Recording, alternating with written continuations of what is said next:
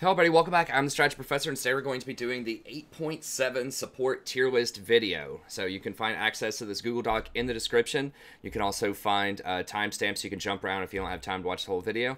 I do patch notes, tier lists, top 5 videos for each new patch, so be sure to check that out on the main channel within a couple of days after the patch comes out.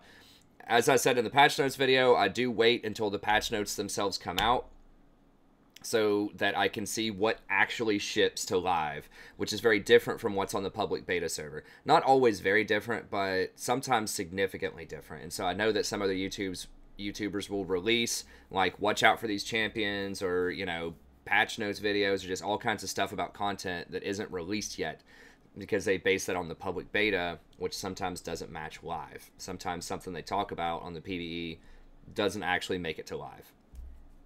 So that's why I wait, so that I make sure that I give you accurate video, even though it's not as early as some other YouTubers. It's accurate, it's well researched, and I like to wait on the tier list too. I do the patch notes usually right within a day or two after the video comes out, but then with the tier list, I like to actually play for at least one day on the patch, just to kind of get a feel for some of these changes, just to see if theoretically what I think is going to be strong actually ends up being strong.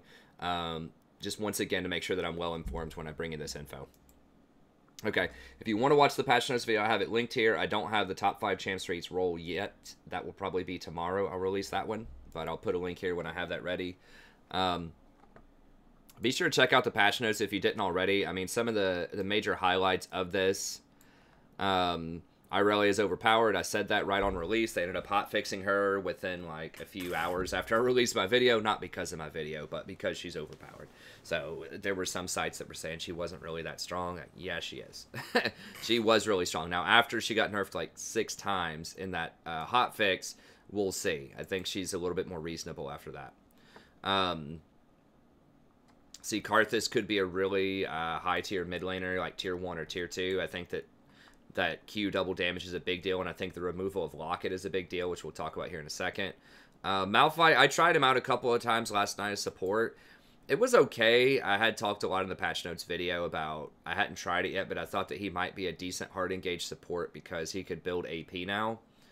And to some extent that's true, but you give up a lot of early game pressure to try to run him. He doesn't do a lot in the laning phase because his Q is very mana intensive, the damage is fairly low, and it's really short range.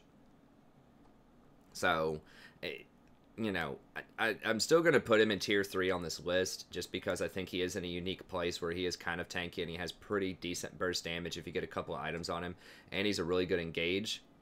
But overall, yeah, he's probably not amazing at the support role, and I still question him top lane. I still don't think he's good top. But it was an interesting change to his E. You know, Shaco and Swain got some nerfs. Rageblade got a nerf. It's not going to change who's going to get that item and when they're going to get it that much. This is the big thing, which I'll talk about here in a second. The biggest stuff that's going to impact the support tier list is the Locket nerf, the Ninja Tabi nerf, and the nerf to the Resolve Tree. And the Relic nerf. All of which are a pretty big deal. Then Mana Flow got a pretty huge buff, which helps out all casters, especially AP casters. And then Presence of Mind got some pretty interesting changes as well. I don't think that's going to affect supports that much. You might see Zyra or Brand try this out. I haven't tried it yet. As far as like being able to get your ults back off cooldown faster, it's something worth considering for sure. And then Zombie Ward got a nerf as well. So that's kind of just the super quick TLDR of the patch notes. So be sure to watch that. At least check out the timestamps and watch a couple of sections that you might be most interested in. If you don't have time to watch the whole thing, the sections I most recommend would be definitely check out the Locket section. And if you're interested in like Malphite and why I think that he might be a little bit better, maybe as support or maybe as a mid laner, then check out the Malphite section as well. I think those are the spiciest ones that a lot of people aren't talking about as much. Okay, let's talk about this tier list here. So at the very beginning, I'm going to talk a little bit about how the metagame's shifting. Then we'll go right into the tier list itself. I think that tank supports definitely are borderline unplayable right now. There are a few exceptions to this. Champions like Alistar that have really hard engage and they have a lot of utility. Those can still be pretty useful because it doesn't really matter which items they get. You know, they can always just start a fight and they have other tools in their kit that make them resilient to nerfs, such as Alistar's just innate sustain in lane, so it doesn't matter, you know, the Relic Shield nerfs a couple of patches ago don't matter that it nerfs sustain as much for Alistar because he has free sustain in lane. Also, the tankiness doesn't matter as much for Alistar because he has a free, you know, ultimate where he reduces all incoming damage by like 60%. So, you know, the hit to HP and stuff like that doesn't matter as much for Alistar. Yeah, he cares about it, but just not as much as some of the other tanks out there that rely much more heavily on HP scaling, armor scaling, stuff like that in their kit. Alistar's pretty much good to go if you just put Moby Boots on him and just run around and make plays on the map. It's kind of like Thresh. The items really don't matter that much. It's just the champion's kit just always makes them relevant in a given meta. Okay, so Locket got massively nerfed. So the shield is 30% less shield, has a 30% longer cooldown, and it scales like 18% less later in the game. And if for some reason your team gets multiple Lockets, then they basically don't do anything. You only get 25% effectiveness off of the second Locket. So they just really kicked Locket in the face. Now, this is primarily going to hurt tanks because they kind of had to get this item a lot of the time. You know, they'd have to get Eye of the Aspect into, like, Knight's Vow into Locket. You know, Zeke's is okay on some tanks. Banner of Command is okay in, like, some compositions in certain game states. But Locket was universally almost always a good item on tanks. This does affect enchanters as well, because enchanters could go Redemption plus Locket, and that would just make you virtually unkillable in team fights. So it's interesting that they are, you know, nerfing Locket like that. I wish we would see some compensatory buffs on other tank items. You know, if they really want to diversify tank items a bit. I would like to see Frozen Heart buffed. That was an old school item that's just not cost efficient enough right now. I want to see them drop that down to a 2200 gold item and just adjust the stats accordingly. Because there are a lot of auto attack champions out there, and that would really help out in team fights. So if we look at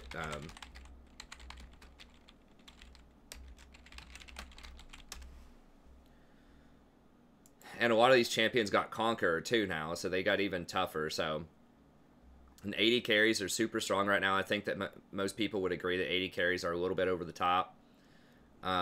Especially now that tanks are sort of going away. They're trying to bring assassins back to help counter sort of these hyper carries like that are immobile, like Jinx, Kog'Maw, Caitlyn, stuff like that. So they're trying to bring back assassins as their counter to that. I really wish they would just bring Frozen Heart back a little bit as a support item. So, you know, right now it's 115% gold efficient, which is okay. They have buffed it fairly, not super recently, but like 721, they gave it 10 more armor. I guess that was really the last time they buffed it. So they gave it an extra, that's 200 gold value worth of armor on it. But very, very few people are going to get this item right now.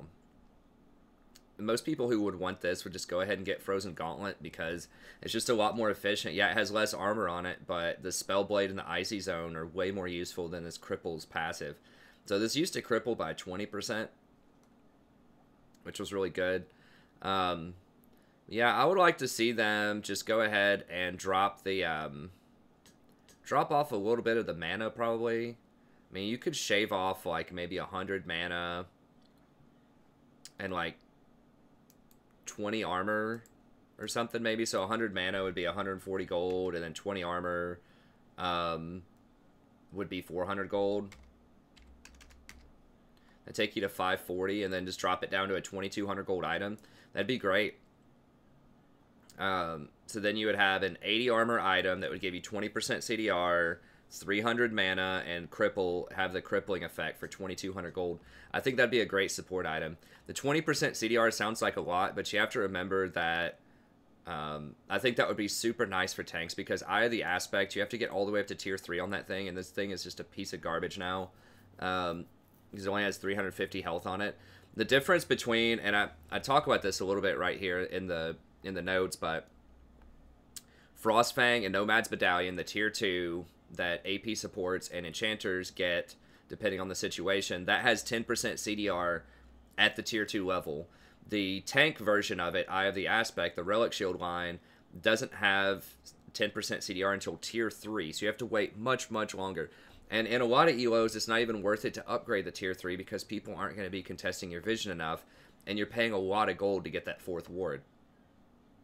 And of course, you can only have 3 on the map at once, so unless they're clearing your vision or unless you're moving it forward a lot, you're paying way too much for that. You'd be much better served just getting more advanced support items. So I think the 20% would be nice. And they also can't get Ionian boots. Almost always it's Moby boots or Ninja Tabi. So they're really hurting for CDR. And historically, one of their best items, Locket, just got nerfed a lot and still doesn't have CDR on it. So I would like to see a 20% CDR item. It's not going to be poached by other lanes. Probably if they lower the stats on it too much, people won't get it.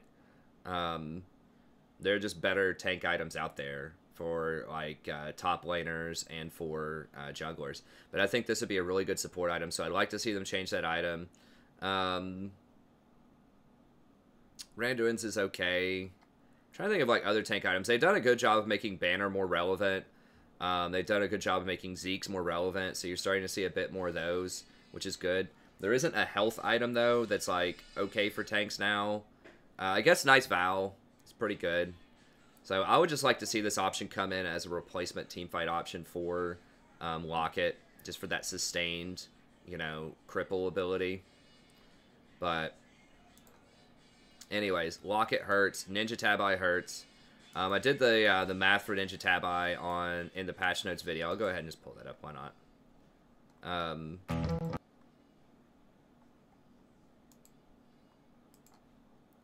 But basically, it's not going to be worth the change, the on-hit. In a lot of situations, there are some like special circumstances where the on-hit is more valuable than armor against things like Fizz's W, things that modify attack damage that aren't on-hit. But it's pretty rare. So, you know, in general, if you're just getting auto-attacked down by somebody, that extra 10 armor is not going to be worth it until like 150 armor or so. I didn't go past 100. But pretty much at 50 base armor, that extra 10 armor would give you 4% more mitigation. At 100 armor, it would give you 2.4% mitigation. And the 2% auto attack block is obviously 2% mitigation on auto attacks. But that also doesn't apply to spells. That doesn't apply to like Gen Ws. That doesn't apply to like Zed Shurikens or anything like that. So it doesn't apply to Trinity Force because that's an on-hit interaction. Even though it's physical damage, it is on hit, so it doesn't. The 2% auto attack doesn't apply to that. So basically, the moral of the story is Ninja Tabi are significantly weaker, especially on squishier champions. And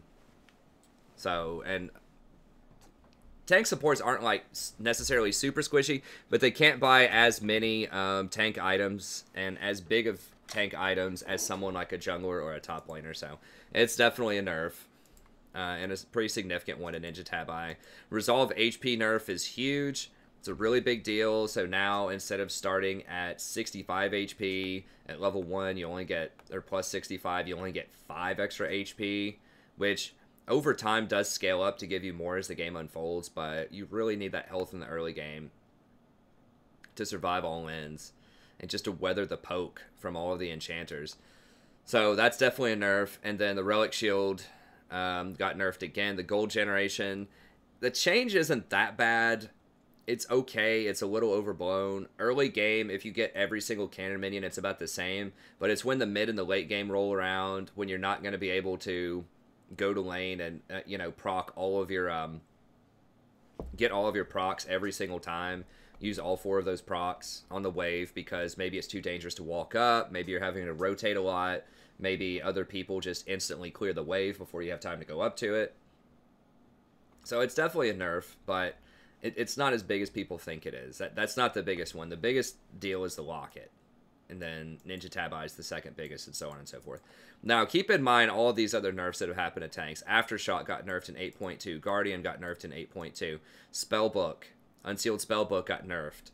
And the Inspiration Tree overall got nerfed in 8.3. Tanks were the biggest beneficiaries of this. Spellbook opened up a lot of options for things like Alistar, things like Taric, Rakan. They all love Unsealed Spellbook because they have really powerful flash interactions. So that helped them out a lot, that they could go like Unsealed Spellbook, Stopwatch, Boots, you know, all of that kind of stuff. And that Inspiration used to give you a lot more health. So if you went Inspiration into Resolve Secondary, it gave you, you know, the 130 health, which is a huge deal. It might have even been 140 at the time.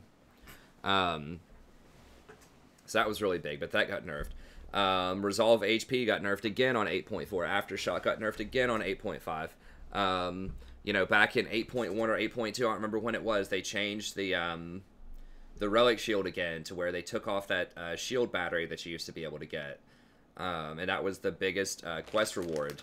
That was a big deal. So, you know, they just nerfed tanks left, right, and center. And they're just in a really, really bad state right now. So, except in some specific cases, like Alistar,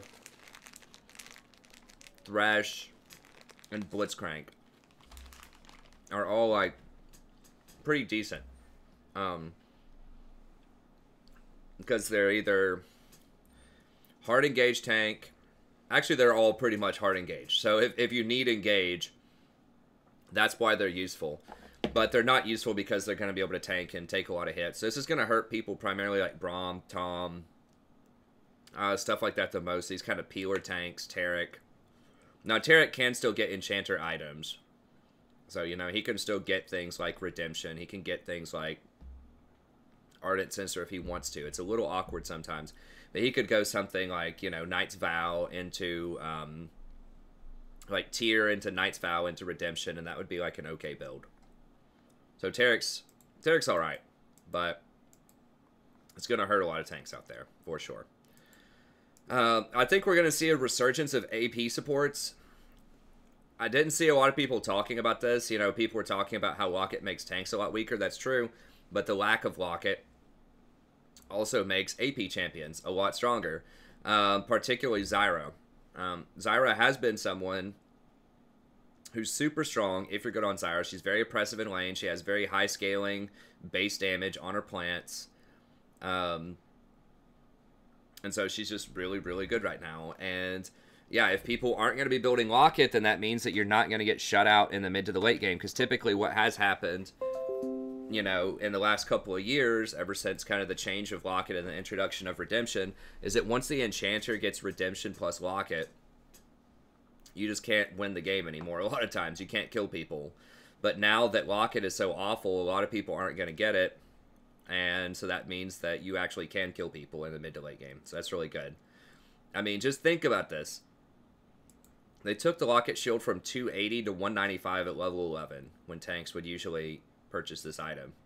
So that's like giving an extra 85 damage to like Zyra's ultimate, or an extra 85 damage to, you know, Brand's ultimate or whatever. That's a massive buff. Because remember, that Locket shield could potentially affect everybody. So that 85 shield there is 85 extra damage to like 5 people in a team fight. So that's a lot of damage. I mean, I think this is potentially the biggest buff to AP supports in years. It's a really, really big buff. Also, you're seeing a lot more Jhin and Caitlyn in the early game, especially Jhin. Jhin is ridiculous. I think he's the #1 AD carry right now. I see a lot of tier lists putting him at like the B tier. False. Jhin is extremely strong right now. Now he has super scaling with the Gensus when he gets that late game. You know, once he gets his Essence Reaver plus Infinity Edge plus Gensus, he just absolutely massacres people. He's very, very strong. And so now that shores up one of his problems. He used to be like an early game bully champion that just kind of has some utility later, but just couldn't keep up in damage with, you know, champions like Tristana, Kog'Maw, people like that late game because he doesn't have attack speed. Well, now he just almost literally one-shots people once he gets that Gensu and a couple of items. You know, his AD will get up to like 100, or not 100, like 1,000 in some cases. They didn't change that on this patch. It still scales the same way that it did, which doesn't make a lot of sense mathematically. It's like recursive scaling. Anyways, I'm not going to do all the math on this. I've done that in a past video, but Jhin is still ridiculously overpowered. He's super strong early, and he has a very nice power curve, and he's very strong later in the game. And if he ever hits a W on you, and you're playing like an AP champ, they're just going to die. You know, if you hit somebody with like a Zyra plant, and then he Ws them, and then you go all in with your ult, or something like that, then they're just going to die. It's so much damage. So Jhin is very, very good with AP supports. Or he's good with pretty much everybody, but especially very aggressive AP supports like Zyra early on. Mana Flow Band, very good. That's a huge buff for champions that don't want to have to get any Fairy Charms or such early on. It's a lot of extra mana. It's very easy to proc, especially with Zyra. Her plant hits proc it. So you can, you know, get that extra 250 mana and get the passive, the 1% missing mana. You know, you can have that going by like 4 minutes into the game. It's really simple to do. And then you can go Eyeball Collection and Ingenious Hunter. I had been trying that out. I do like the Ingenious Hunter. I might go Taste of Blood now just for a bit more sustain in lane. Eyeball Collection is nice, but it takes quite a while to get online. And I have been trying out a new Twin Shadows build. I had been going like Twin Shadows into Shirelia's. I'm not sure if Shirelia's is worth it. Twin Shadows feels really good. Those ghosts help you with scouting, help keep you safer, gives you movement speed, and it helps you engage so that you can hit your skill shots better. So I do like the Twin Shadows a lot. I'm not sure about Shirelia's. It is nice. You know, some champions like Zyra don't necessarily want to run at people as much, but being able to run away is nice, and being able to boost the rest of your team to help them run in is very nice. And having the CDR off of that and the movement speed is pretty good. And the HP, frankly, is pretty nice, too, to make sure that you don't get completely blown out whenever you get hit with a skill shot. So Shirelia's is pretty good. I do like Twin a lot. I'm not sure... Twin plus Shirelia's does give you a lot of utility in the mid game. Another option for the build is to go something like, you know, Haunting Guise or Oblivion Orb early and don't complete the item. So just spend the 1,500 gold just to get the Haunting Guise and the Oblivion Orb. There's one problem with AP supports is that their power curve sucks. Like when you get to Haunting Guise, it's great. That's a great power curve for 1,500 gold. Effectively gives you 10% more damage on everything in a team fight. It's awesome. It's a very powerful effect. But getting up to Liandry's sucks. You have to get a Blasting Wand for 850 gold, and you have to wait another 750 to complete the item. And so you're basically just sitting there, and you have to back all the time with, like, you know, 600 gold, where you can't buy the Blasting Wand, but you don't want to sit there and base and wait, you know, and so you just kind of have to buy another Amp Tome, or just go back out on the field with, you know, 600, 700 gold in your pocket, which just feels really awful. So you're just sitting there at this really clunky build path, historically, if you try to rush Liandry's, which is what I've tried to do, unless you get really fed and just have enough to just outright buy the Liandry's, like you have the Haunting Guys completed, and then your team just gets in a huge team fight and you get a triple kill, and then you can come back and just flat out buy Liandry's, then yeah, it's good. But that waiting game really sucks. So this smooths out your power curve a lot more because these items, the Twin Shadows and Shirelia's, they all build out of just like little Amp Tome items. Like just a couple little Amp Tomes, Aether Wisp, Fiendish Codex. You know, there's all of these little like 400 gold items. 400 gold to start it, 400 gold to complete it, and some change. So that's a lot easier on your power curve. You can feel a lot more comfortable backing, you know, with 500 gold and just completing an Amp Tome and, you know, getting a Control Ward or something. So that's just much, much nicer. Even though it's less raw power, when you complete the Liandry's, that's going to be more powerful than anything else you can get. It's just getting there is just a real pain in the butt. So I've been trying this out, and it's been working out fairly well. Is getting that Twin Shadows early, and then maybe Shirelia's, or just maybe just completing the small items, just completing the, like I said, the Oblivion Orb or Haunting Guys. Because the thing is, too, you're not going to have enough gold to go full build on AP, because it's just too much. A lot of times, if you try to rush Liandry's, and then like Void Staff or something like that, those are the only items you're going to get. You're going to have a Liandry's, you're going to have a Void Staff maybe at like 30 minutes, and your, you know, your tier 2 boots, and that's it. And you're going to have like 4 empty item slots, right? Or 3 when you have your Control Wards in there. So yeah, you can get it. And Void Staff is absolutely abysmal to complete. You have to get a Blasting one and wait for 1365 gold to complete it. It just feels worse than almost any item in the game to build. It's awful. So this would smooth it out a lot more. So you would have less raw power at like 6 items, but you're never going to get to 6 items. So you could just go like Twin Shadows, Oblivion Orb, Haunting Guys, you know, you have your Sork boots, get your tier 3 ward item, and just stock up on a bunch of control wards, and that's perfect for like 30-35 minutes in the game. You'd have some nice utility, you'd have some good power.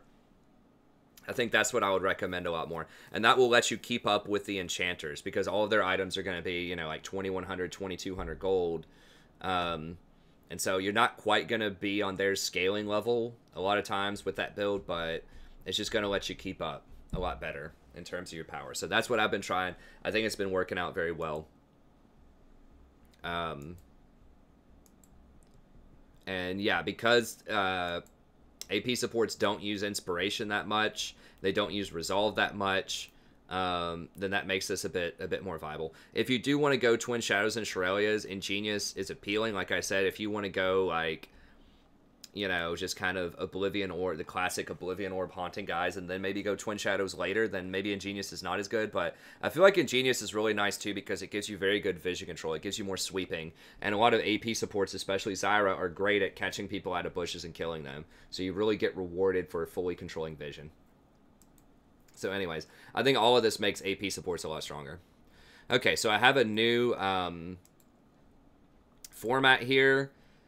So basically, the tier 1 is always going to be the top 5. That doesn't mean that they're always necessarily on the same power level. Like, for instance, the top 3 are probably a step above the top 2. But just for consistency, I just always want to say that is the top 5 champions that I recommend for solo queue. And then tier 2 is going to be the next 10, and tier 3 is the next 10. So sometimes it does keep an... This is for Platinum Minus, so this is not for professional play. This is not for Diamond Plus, although some of this will apply. And it changes. I'm not going to have that full discussion here, but what challengers do and what pro players do is different from what people in silver do, because there's so many changes to that. You know, people in silver are going to be a lot more susceptible to skill shots. They're not going to be able to dodge stuff as easily. There's going to be a lot more gold in the game because there's going to be a lot more deaths. Games are going to last longer because people won't know how to close out as much. Things that can exploit vision are going to be a lot stronger because people aren't going to ward as much. The stuff that can jump out of a bush and kill people is going to be a lot stronger. Champions that require a lot of coordination, like Tom Kinch, to coordinate his ult or to coordinate engages, those are going to be weaker. So that's why tanks in general are going to be weaker at Plat Minus than they will be in professional play, because you don't have as much coordination on the engages. So yeah, like Tom Kinch, Tarek is kind of victim to this. To a lesser extent, someone like Alistar would be kind of a victim to this. And you're going to be able to abuse people with early aggression a lot more in silver and lower. So it's the same characters, it's the same map, but it's a different sort of game as you go down in elo and as you go up in elo. So this is primarily intended to be Plat Minus, and there's a big difference at Plat from like Bronze, but you know, this is kind of my middle ground here. It's just trying to meet, you know, sort of these the Plat Minus people. Okay. All right, so let's go ahead and get in here. So tier 1, Janna, and I shuffled this around. If you watched last night, I played a lot last night. I played, it was like a 9-hour stream, and I played a bunch of different champions. It wasn't a great stream in terms of like winning. We lost a lot, which is kind of bad. We ended up falling from Plat 2 to Plat 3. We were Plat 1 like 2 or 3 days ago, so, you know, we'll get back up to Diamond. It's just going to take a little minute here. It's kind of fell on hard times, but I changed my mind about some things after sort of trying out different stuff on stream. So I feel like I have a better grasp of how I want to rank these things than where I had them last night. It's not huge dramatic changes, but there are a couple of changes here. Okay, so number 1, I think Janna's near the top. I think pretty much any respectful tier list is going to have Janna near the top. She's almost always one of the highest win rate supports. She is the highest win rate support right now, clocking in at 53.6. I've started using Lolalytics instead of Champion.gg. I don't like using OP.gg because that only includes Platinum Plus in Korea, which is a very, very specific metagame. I think this includes mostly North America.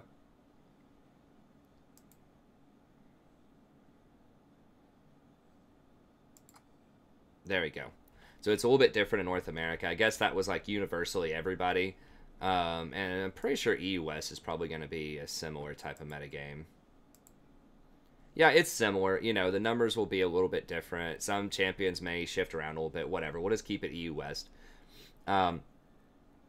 But North America, EU West, very similar type of metagame, I think. Maybe slightly different. Just once you start getting into Korea, that's its own sort of beast. Korea is just a completely different thing a lot of times. And everybody knows this. Korea is just the capital of, of video games, basically, around the world in terms of competitive gaming. But anyways, Janna's going to be really high up there. Oh, and what I meant to, just to finish my thought, I had been using champion.gg, which is an interesting site, but they're having a really hard time filtering out some of these troll picks, and I don't know, like, what's wrong with their algorithms or why they can't figure this out, but you're getting stuff like Rek'Sai, Xin Zhao, Pantheon, Olaf, LeBlanc, and it's really just obscuring, like, who wins, because there's no way that, like, Olaf support is a thing. Like, it's calling these junglers bot laners for some reason, and it can't figure this out.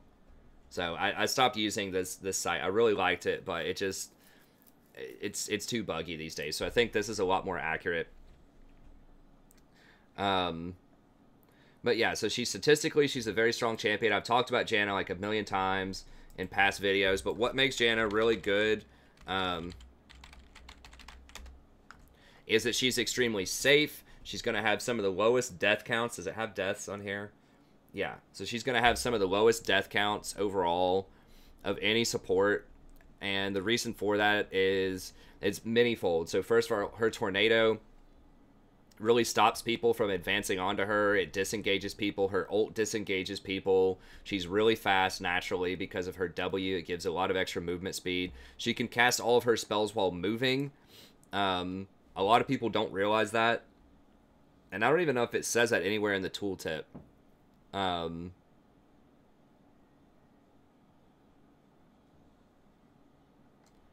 But at least with her shield, I'm not sure about the W. I think she has to cast the W. She has to turn around and has an animation for it. But with the tornado, she can actually cast that while she's running, and she doesn't have any sort of animation for it. So she can still keep running without having to turn around and cast spells. And just throw that tornado while she's still on the move, which doesn't seem like a lot, but that's actually a pretty big deal. It makes it very difficult to catch up to her. And then, of course, she has her shield for protection, and she has her healing off of this for protection. So she's just really, really hard to get a hold of and kill. So that's number one, is she's super safe. And she has long ranges. Her shield has 800 range versus, like, Lulu, who we'll talk about here in a second, only has 650 range on her shield. So that means that she has to get a lot closer to the action than Janna does. Other thing is she has really, really high scaling with plus healing and shielding in particular.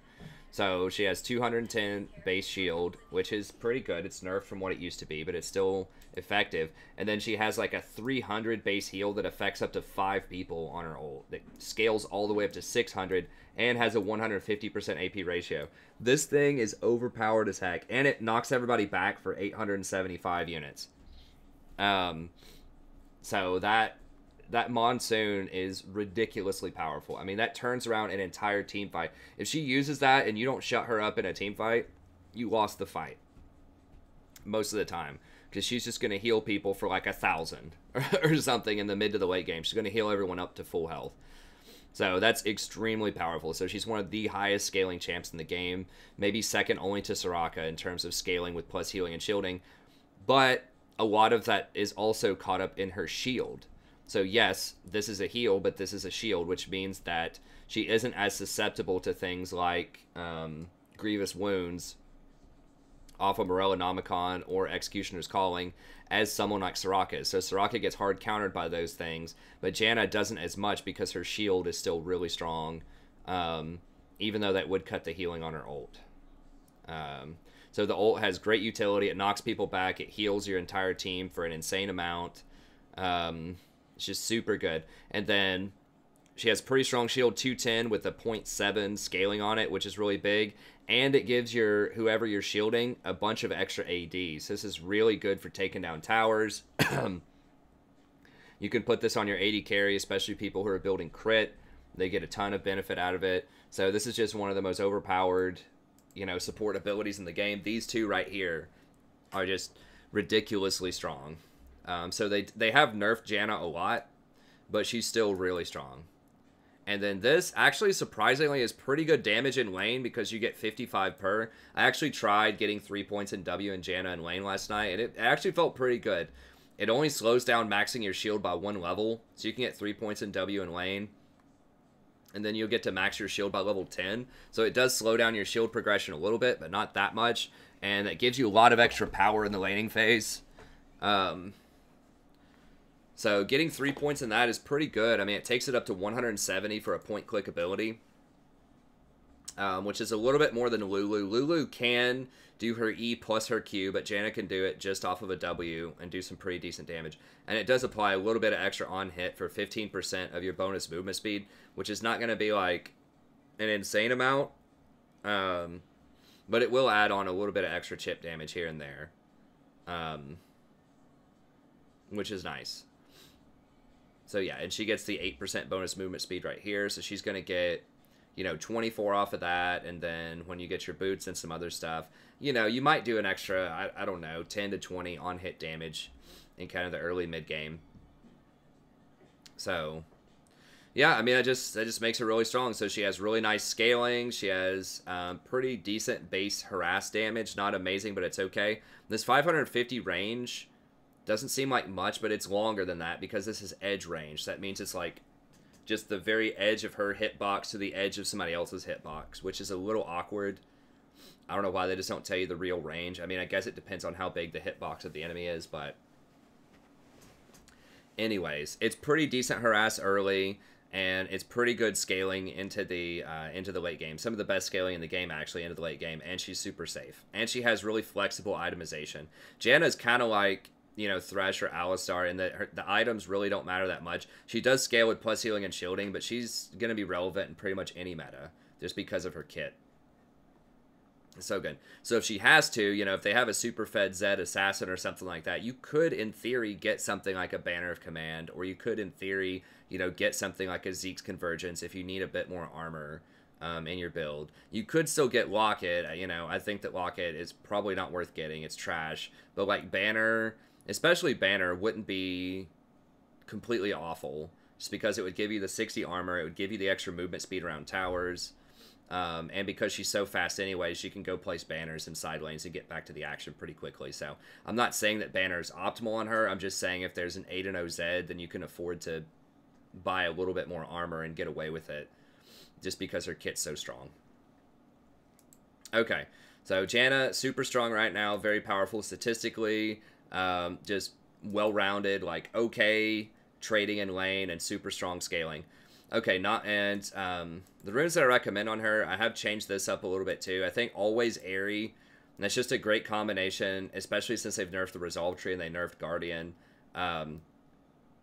Airy provides a nice combination of early game aggression. She does have 550 auto attack range too, which is really nice. She used to only have, it used to be less than that, it used to be like 500. Maybe even less than that. But anyways, 550 auto attack is pretty good, so you can definitely sneak in some autos there, which helps trigger Airy, helps trigger your Tailwind on-hit passive and all that kind of stuff, so it's pretty good. So I think Airy, Mana Flow Band, Celerity, I think this is all standard. Scorch is pretty good if you're going to be doing a lot of harassing in lane. Gathering Storm is okay if you're in a super dangerous lane, like if you're against like Jhin, Leona or something like that, and realistically you're just not going to be able to auto attack them that much or do any sort of meaningful harass. Then maybe taking Gathering Storm is okay because she has such great scaling later on in the game with AP and plus healing and shielding. So most of the time Scorch, but in extreme situations maybe Gathering Storm. And then most pros will take Biscuit plus Cosmic Insight. Cosmic Insight is pretty powerful. Let me look up.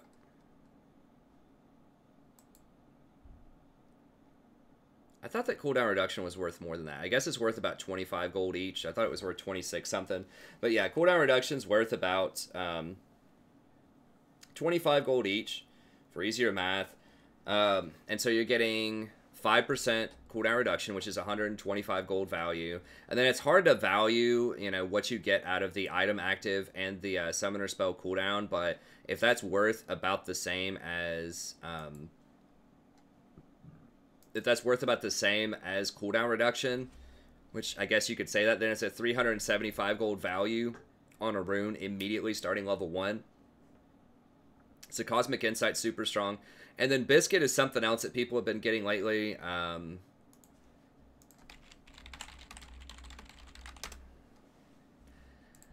The Biscuit healing is actually not that much, but it does give you some more sustain in lane. If you look at Biscuit, it's only 15% of your missing health. So if you start off with like, you know, 550 health in the first couple levels, and let's say that you're missing, you know, like even 400 health, that's only going to give you back 60 HP, which is like okay, but that's not amazing. I mean, a normal potion gives you 150, so that's only, you know, like half of a normal potion, a little bit less than half of a normal potion. So I don't know if this is like a misprint or what, because it feels like it heals you for a lot more than that.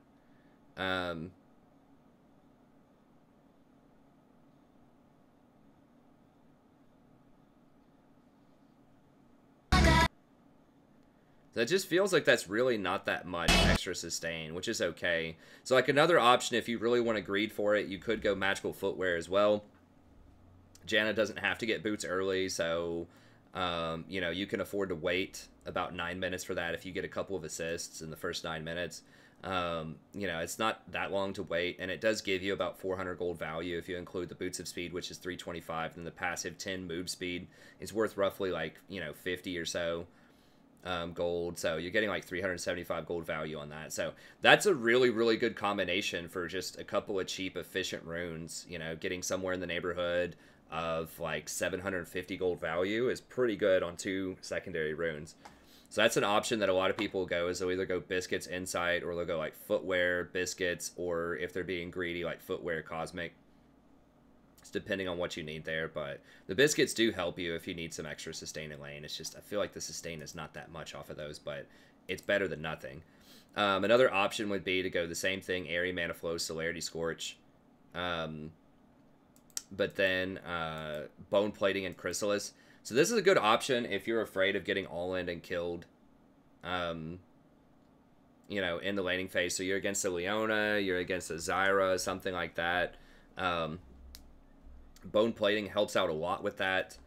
And Chrysalis gives you that extra 60 HP. Now, they did just nerf the health that you get. So instead of getting that 65 early health, which is a really big deal, now you only get 5.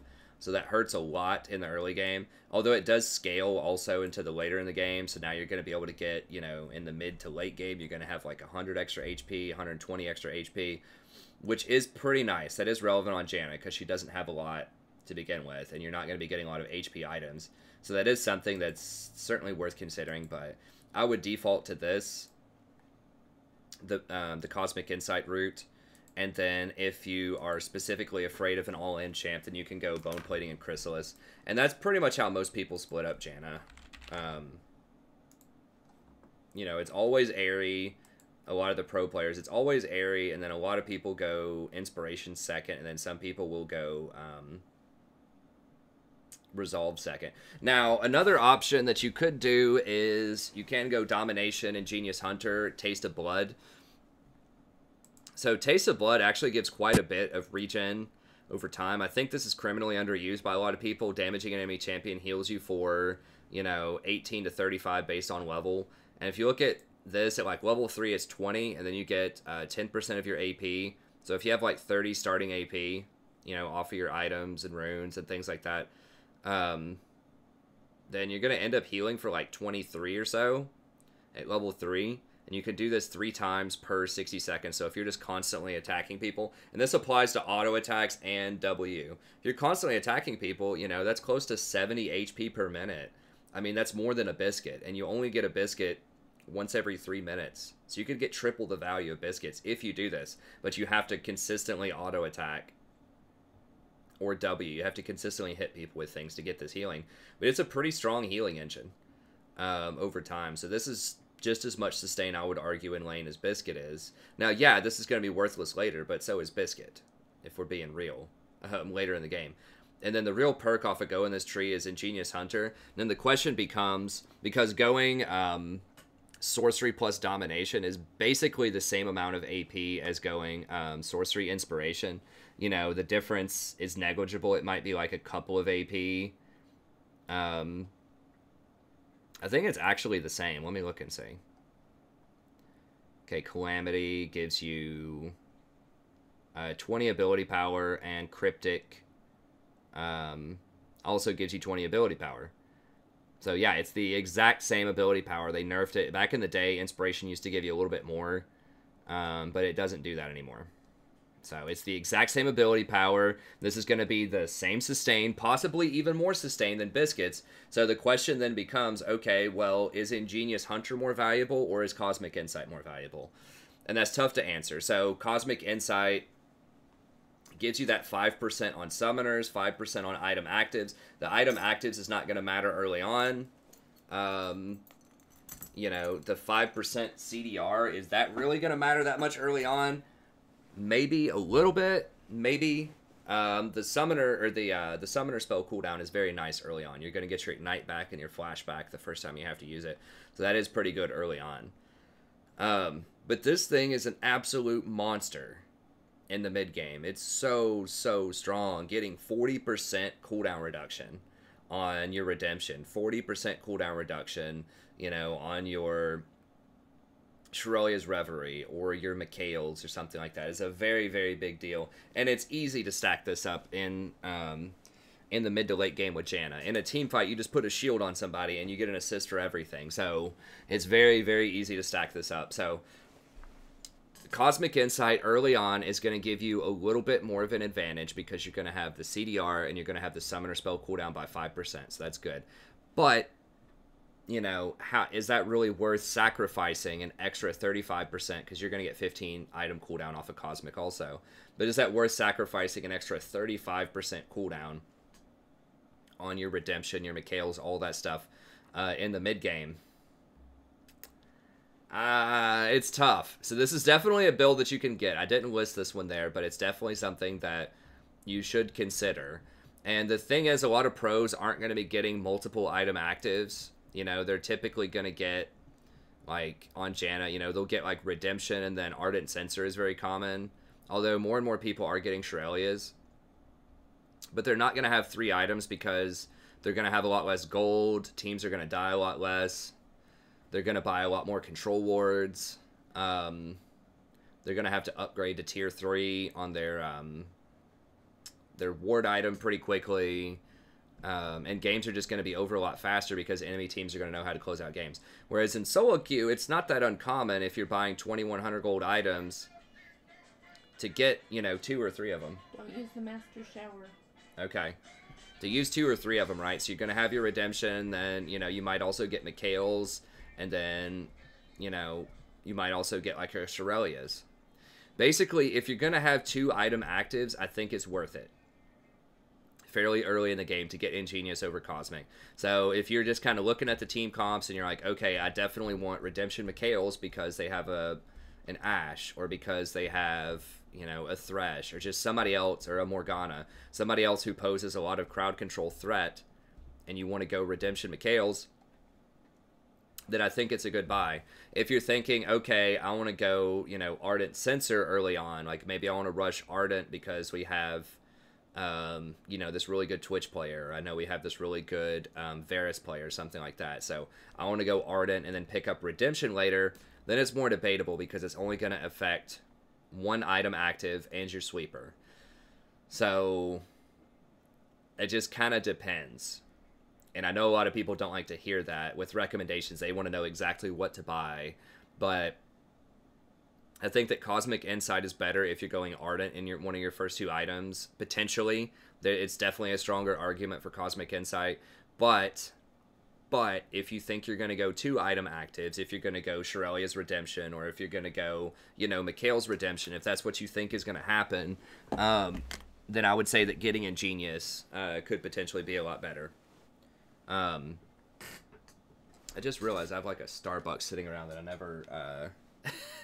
never opened. I think I left it in the car. I might actually go grab that here in just a second, but we'll wait because I am getting a little parched.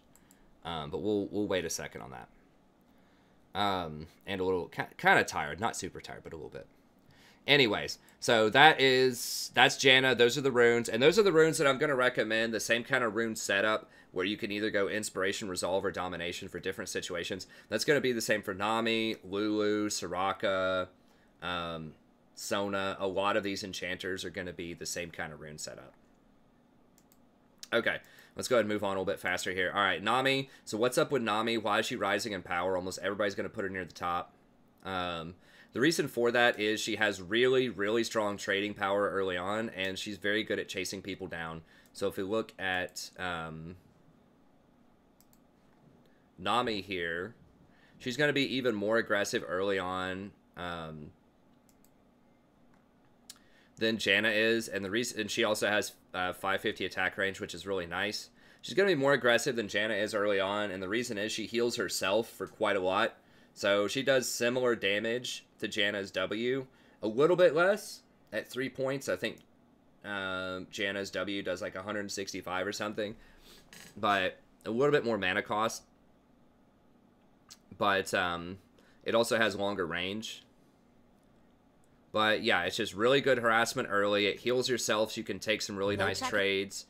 You can hit. She has more flat out hard CC, so you can bubble people, get some kills that way. You can stick to people a lot easier with your E, because this is pretty much going to slow them for about 3 seconds, because you're going to get 3 auto attacks, and it just continually reapplies that slow. And then the tidal wave is just a very good sort of chase people down disruptive element. So if you have, like, you know, your tank goes in and you just want to disrupt people, then throwing down that tidal wave is really nice for that. It also helps your team speed up to get in there to the fight to follow up on the tank, because remember, you give people, you know, somewhere in the neighborhood of 80 bonus movement speed for 1.5 seconds in kind of the mid game, and then the tidal wave doubles that, so they get 160 extra move speed, which is huge. So pretty nice.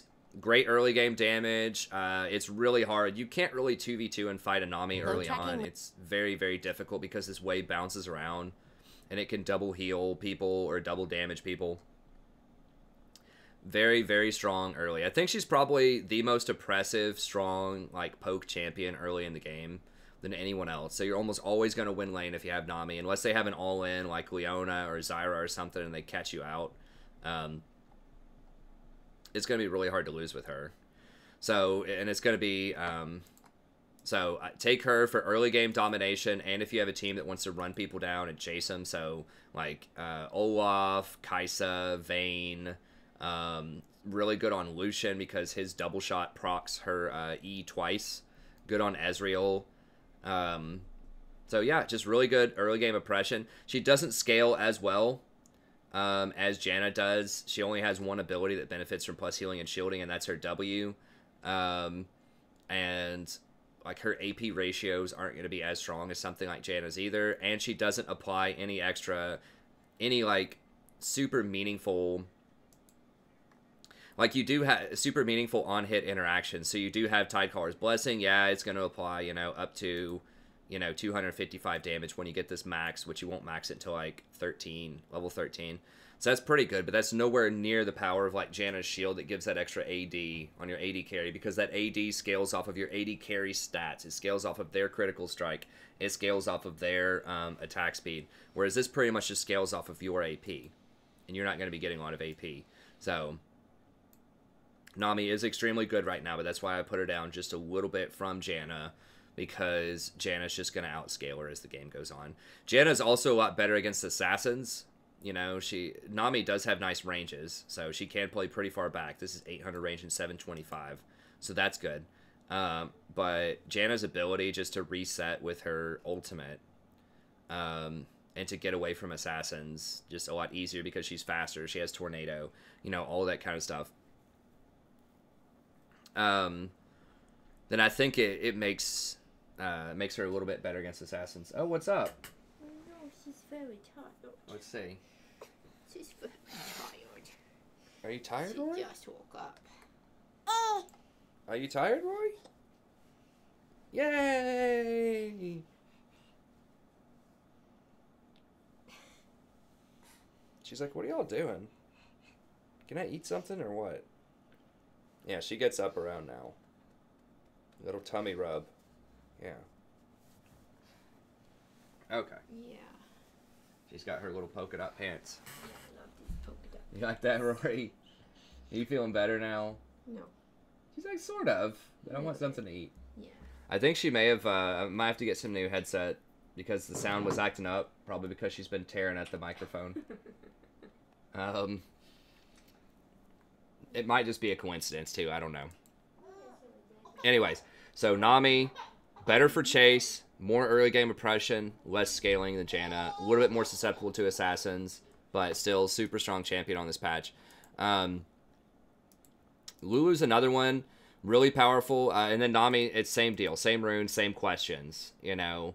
Cosmic Insight and Biscuit will be the standard. I would argue she needs Biscuit even less than anybody else. So you could probably get away with going Boots Cosmic Insight on her, which is a really good sort of money grab early on because she heals herself with W. So you might actually be able to get away with just going with that.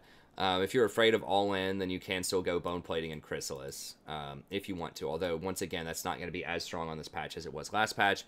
That's still a pretty good option. But if you just want that money, you know, going for Boots Cosmic is a really, really good bargain. That's a good value. Although, you know, once again, if you're thinking of the Ingenious Hunter build, you know, you can go for something like, I mean, if you really wanted to put the screws to him, you could even go Cheap Shot and then just press your E and go up and auto attack him a couple of times, and you'll trigger the Cheap Shot for that extra true damage on people. Now, that's only if you're just, like, absolutely dumpstering them. You know, if you're against, like a Twitch Janna or something like that early on. That might be a little much. But Ingenious Hunter, you know, the 40% item CDR is super valuable. That's around like 1,000 gold. But that's only if you're going to get like multiple actives where that would be worth it. You know, Zombie Ward is not that great right now. I used to recommend like Zombie Ingenious. Eyeball Collection's okay, but you have to get the kill to get 2 points on that. So a lot of times that's not necessarily worth it. You can get Taste of Blood, you know, but once again, you already have quite a bit of sustain as Nami, so you may not need it. So Ingenious Hunter build's okay. Not as good on her as it is on some other champions, but if you foresee that you want to go Redemption Mikhails early on because they have that Ashe, they have that, you know, Thresh, something like that, Morgana, then, you know, maybe that could be a pretty decent build. But she is definitely, you know, one champion more so than almost anybody else who can get really greedy in this tree and go for something. In fact, that's what I'm going to recommend. Cosmic Insight, footwear. Because I think she can afford to get away with that early on. So yeah, really strong. All right, let's look at Lulu here really quickly. Lulu's kind of the third one. I have her up pretty high. A lot of people will probably have her in their B tier, and a lot of that is because she's a lot less safe because her ranges are shorter than Nami and Janna are.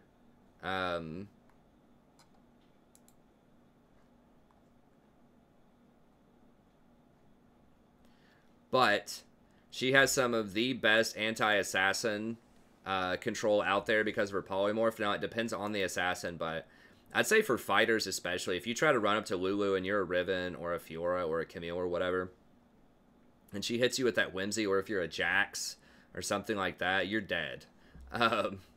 So it's extremely strong. It's a 2.25 second, basically a stun, not quite. They can still move around, but it's a disable for that long. It's really strong. And she's very good with people who are going to be going Rageblade builds. On-hit builds, I should say, because Jin does build Rageblade, but he doesn't build on-hit. But champions like Varus, like Kog'Maw, like Kaisa, are all going to like Lulu because she gives that ton of extra attack speed off of her W, which is going to proc Gensu's more. It's going to stack it faster. It's going to give you more of those rage double hits and all that stuff. And she also applies this extra on-hit magic damage, which is a lot. I've talked about this in past videos, but that is a lot. You know, by level 9, that's 63 extra on-hit damage for whoever you put picks on. So that's really, really strong, especially if they have Wit's End. That lowers their magic resist, and that means this is gonna deal even more damage. So particularly with Varus and Kog'Maw, especially, she's gonna be really, really good. She's still pretty good on other champions, but that's going to be the situation where, you know, if you're like on the fence, you're not sure who you want to get, really, really good, especially with Cog. I mean, Cog, she's just absolutely amazing. And then she's really good with Varus as well. But then she's still serviceable and strong on champions like Kaisa. And just on other auto attackers. Twitch is another one. It's pretty good. People who have some sort of, like, they want to hit people a lot with stuff. And she's okay on Vayne as well. Now, she does reveal champions with her E, like Vayne, like Twitch. So other champions that go invisible a lot, she has pretty good game against them. And against, like, heavy, like, single target burst, like, assassins, then this extra infusion of bonus health is really good. So this is not going to be as good in team fights, not as game-breaking as something like Janna's ult, because Janna's ult heals everybody for an insane amount. But as far as, like, single target protection, just that infusion of instantly 600, because sometimes you're not going to be able to channel a full Janna ult, or they might have grievous wounds on him or something. But just, like, instant infusion of health, and that knock-up is very useful, too. So she's great with someone like a Yasuo, who would benefit from that. So she's very strong. She has a great trading pattern in lane. She has 650 range on her ability, which is more than Janna, less than Nami, as far as harassment range. But she does the most harassment at the highest mana cost, though, early on, because you can E somebody, auto-attack them, and then Q them, and that does a lot of damage. So yeah, I think she's pretty good. You know, her issue is, while she's down a little bit lower, she only has 650 range on her shield. It doesn't have as much scaling. It only has a 0.6 instead of Janna's 0.7 on the shield. She doesn't have a heal in lane. Her shield is only on a 10-second cooldown, though, which is very nice, whereas Janna's, it starts off on an 18-second cooldown. So that's very good. And the fact that you get to level this up early on means that it's your damage early, and it's also your shield in the mid game. So that's pretty nice. But yeah, it's just, she's just a little bit more vulnerable than Nami and Janna, because you have, if you're trying to run from somebody, you have to use your whimsy to get away a lot of times, and that takes away a lot of your defense because you can't polymorph and you can't whimsy. So historically, one of Lulu's problems is that W is just so good, but there's only one W. You know, you have to wait to cast it, and then the shield is like all right, and then the you know, the glitter lance is okay. You know, it's like a 1-point wonder. What I wish they would do is put the bonus attack speed on the shield. That would be so much better, because then it's not going to feel as bad if you want to polymorph the enemy and then also give the attack speed to your ally via the shield. That might make her too powerful, but I think that would be a lot better, because it would take the burden off of whimsy. I mean, it is an interesting strategic choice to think, okay, do I want to buff up the ally, or do I want to disable the enemy? Which is a cool choice, but the problem is just, like, her shield is still good, but it's kind of lackluster without the attack speed on it. So if the shield had the attack speed, if they just moved this line of text down to here, be absolutely phenomenal. And that would be cool. I mean, it would force you to make a level up choice, right? It'd be like, okay, do you want to level up the polymorph duration and the movement speed? You can still keep the movement speed on the W. I like that choice, because half the time, you know, you want to put this on your engaged champion as well. If you have a, you know, an Olaf or a Hecarim who's going to go in, sometimes putting the W on them to be able to get to the back line faster can be really strong. So that would still be a nice strategic choice to put it on a diver or to put it on an enemy with the polymorph. And you would have to choose, what do you want to level up? Do you want to level up the attack speed and the shield? Or do you want to level up, you know, the polymorph duration? So I still think you would have interesting strategic choices in terms of usage and in terms of the skill order that you want to level in. So I still think it would be an interesting choice. It would just make her a little more well-balanced, because her shield would be better, because you would get the attack speed off of it. That would already synergize so well, because that's what puts picks on them, is her E, not her W. And so that would already have picks on them. That would put the passive there. It would give them the attack speed, and it would give them the shield. So that's what I would like to see. I think that would propel Lulu and make her even stronger than she is right now, for sure. I think that would make her feel a lot better.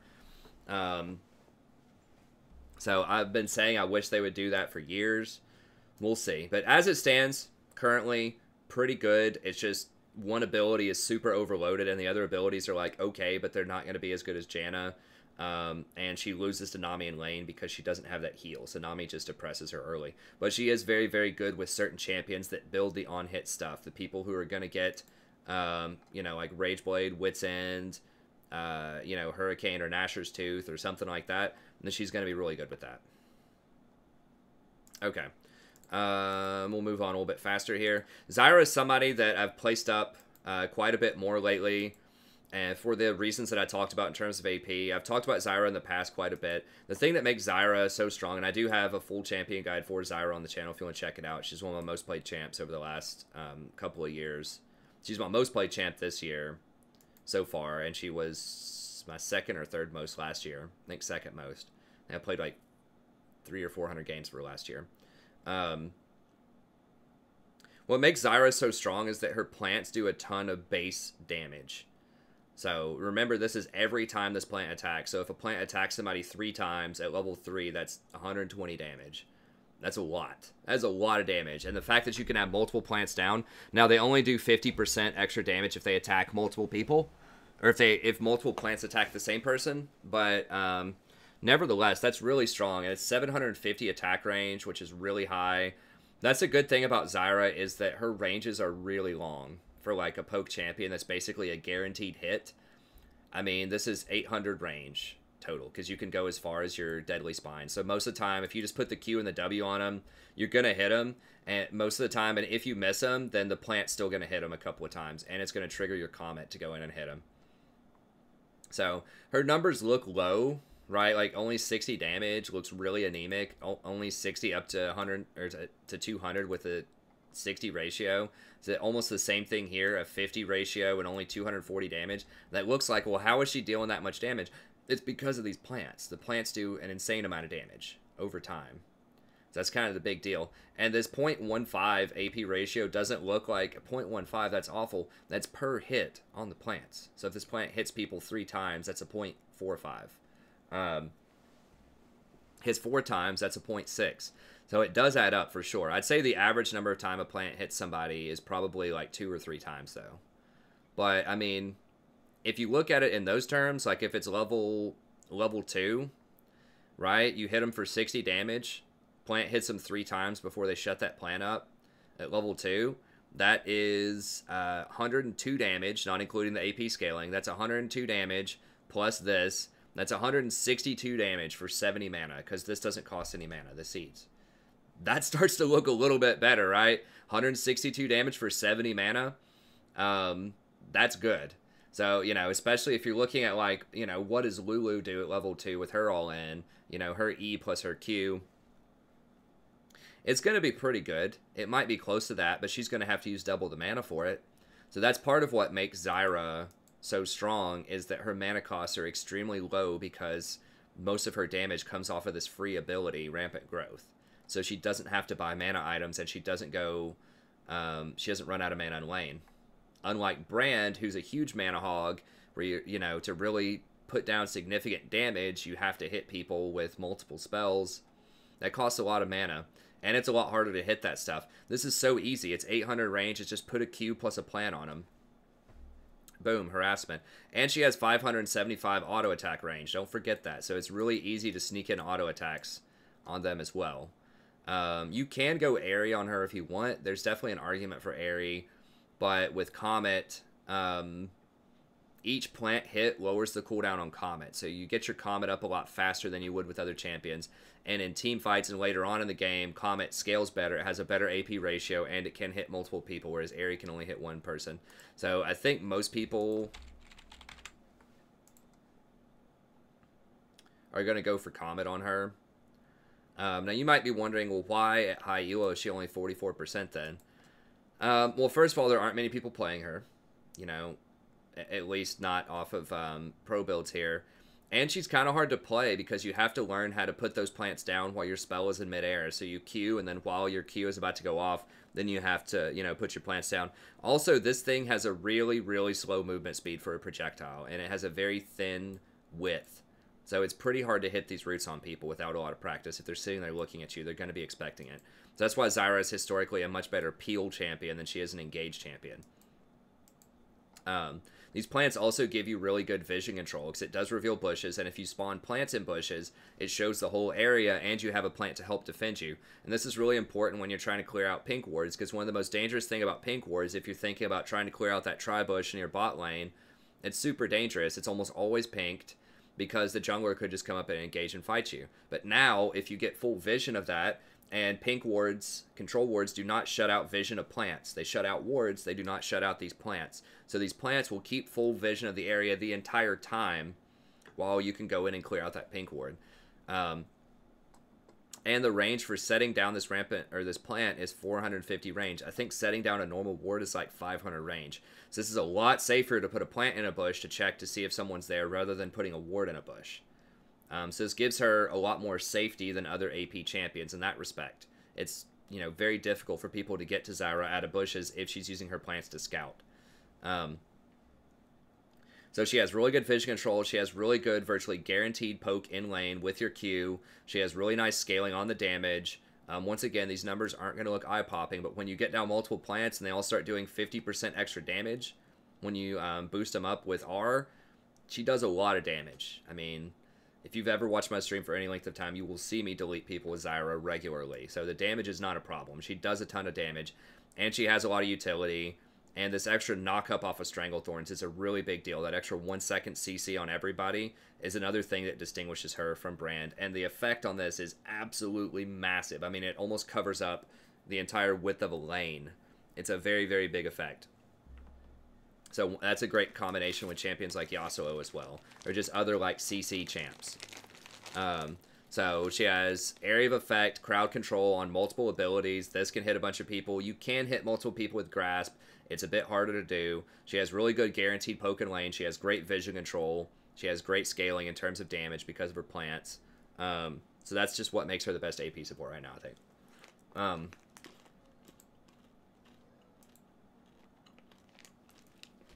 So yeah, if you're going to go with her, I mentioned this earlier. I do like Combat, Maniflow, Celerity, and Scorch. Taste of Blood, and Ingenious Hunter. Also pretty good. If you don't want to go the Ingenious Hunter build, if you don't want to go Shadows plus Shirellia, if you want to go something more traditional like Oblivion Orb or Haunting Guys early on, then you can get things like, you know, you could do Cosmic Insight plus Boots if you want to go for that greedy build, or you could do things like, you know, any combination of one of those plus Biscuits. That'd be a pretty safe build. You can go Resolve on her for Chrysalis plus Bone Plating if you want. If you're against an all-in champion like a Leona, that might be a good idea. Chrysalis is very nice. It's just you are giving up a little bit of AP to do that. Because you're getting health instead of the flat AP as sort of your bonus. But, you know, overall, I think that this is probably a pretty good build most of the time. Like I said, the big part is, I think, getting these cheaper items right here instead of going, you know, swinging for the fences and going for that Leandries. That's kind of where I am right now in terms of what I think people should be doing. This is just a much nicer power curve. Now, you could play, you can sort of hedge your bets and get, like, a Haunting Guys early and just see how it plays out. And then if you get into a huge team fight and you get, like, 3 kills, you can go ahead and complete the Leandries if you want. And then if it doesn't work out, then you could start building for something like Twin Shadows or Shirelias. Just the thing is, like, Haunting Guys plus Oblivion Orb, Leandries is probably going to be better than those two. Like, those are going to cost about the same amount. Getting the passive off of Leandries is better. But, like, Twin Shadows plus Shirelia's Reverie is about the same. So here's the difference with these items. So if you think of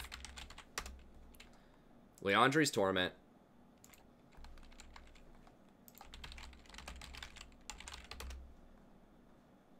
Twin Shadows, Shirelia's Reverie.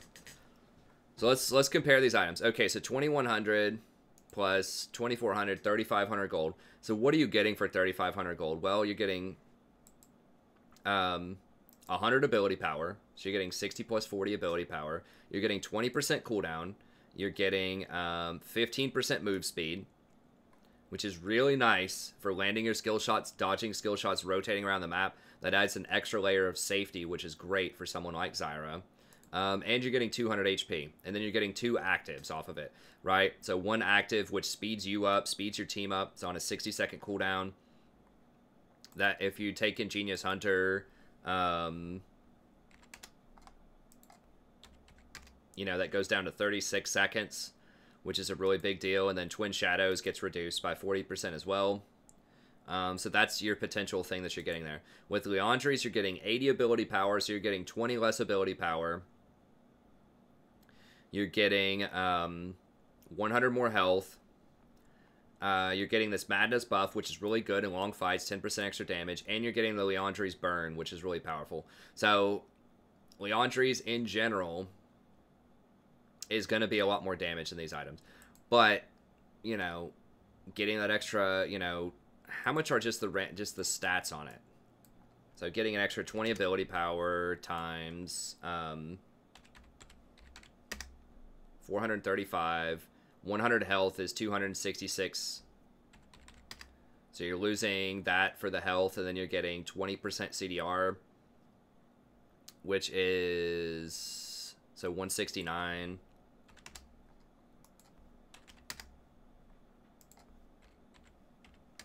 Okay, so you're getting 669, and then how much is 1% move speed worth? Okay, so 669.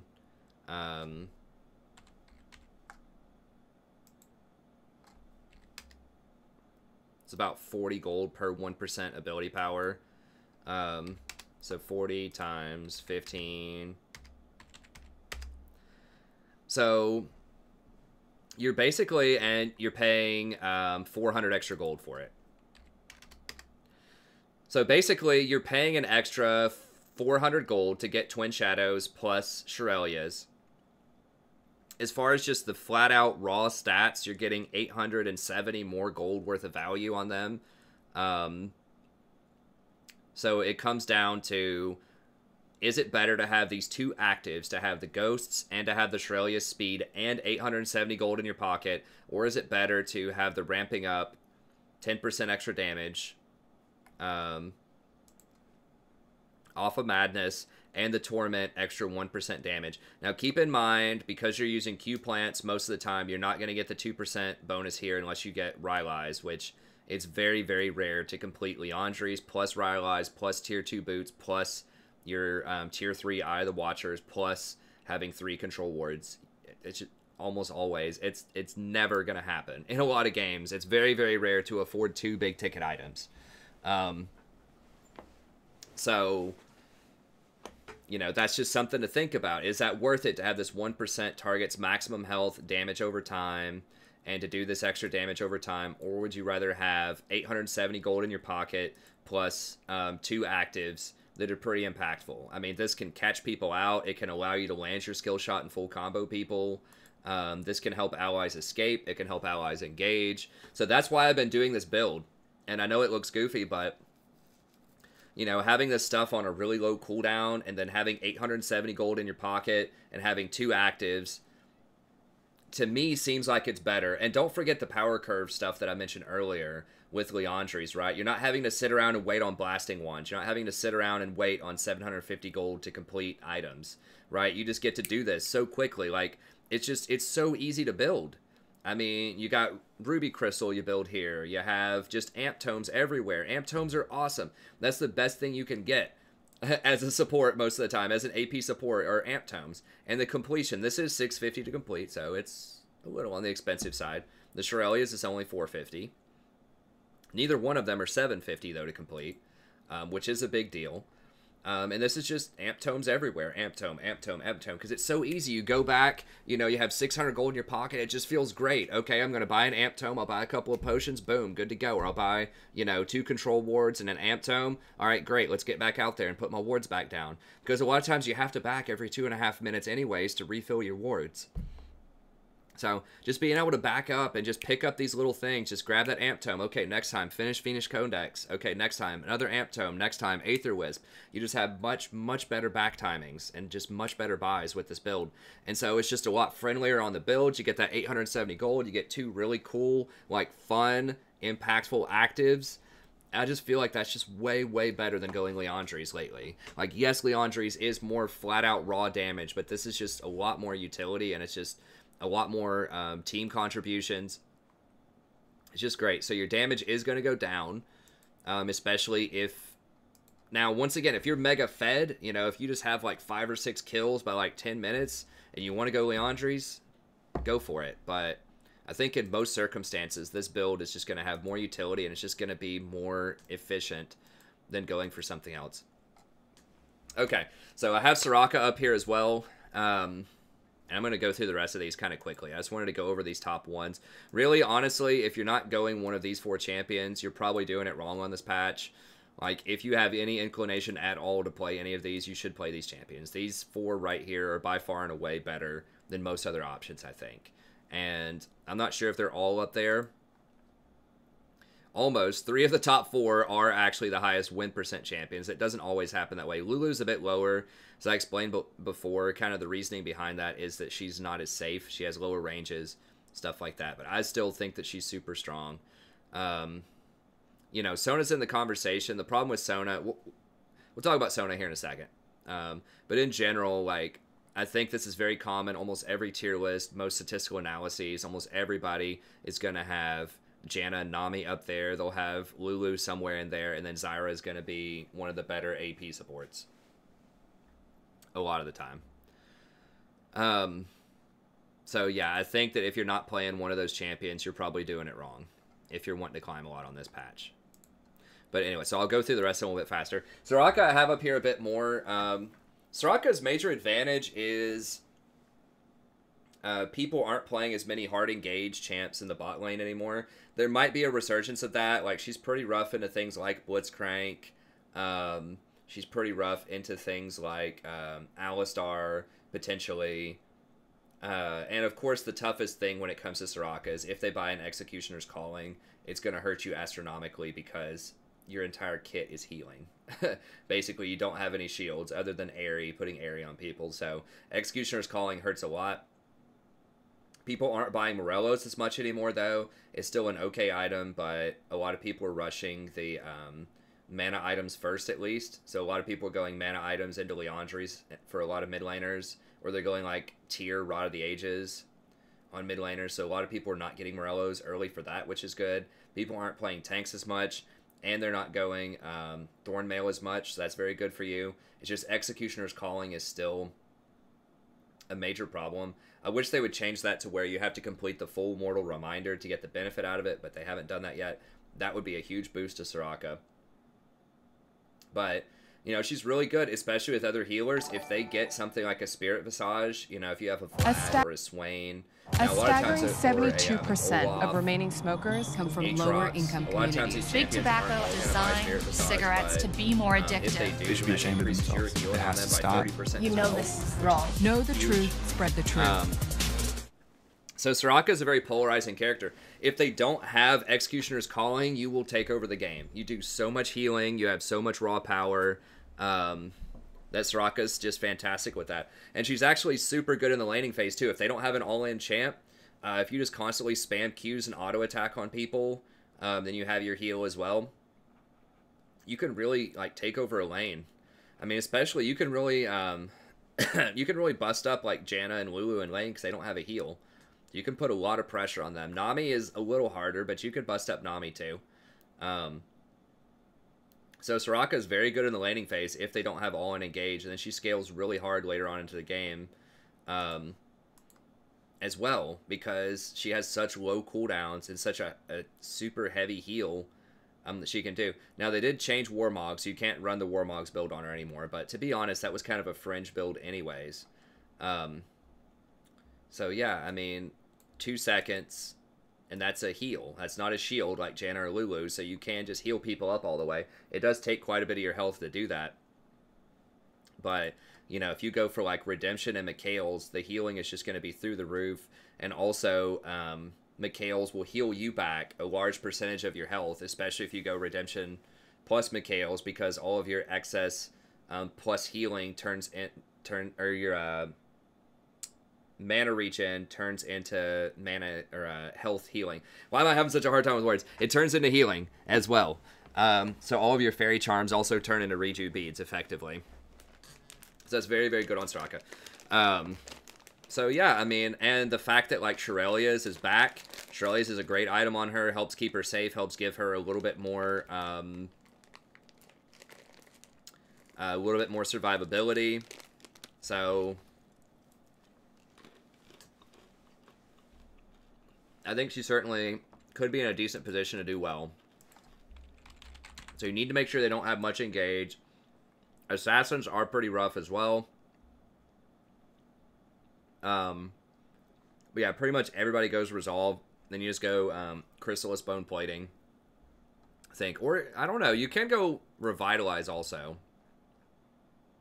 Okay, that guy's going goofy. He's going Coup de Grace, Presence of Mind.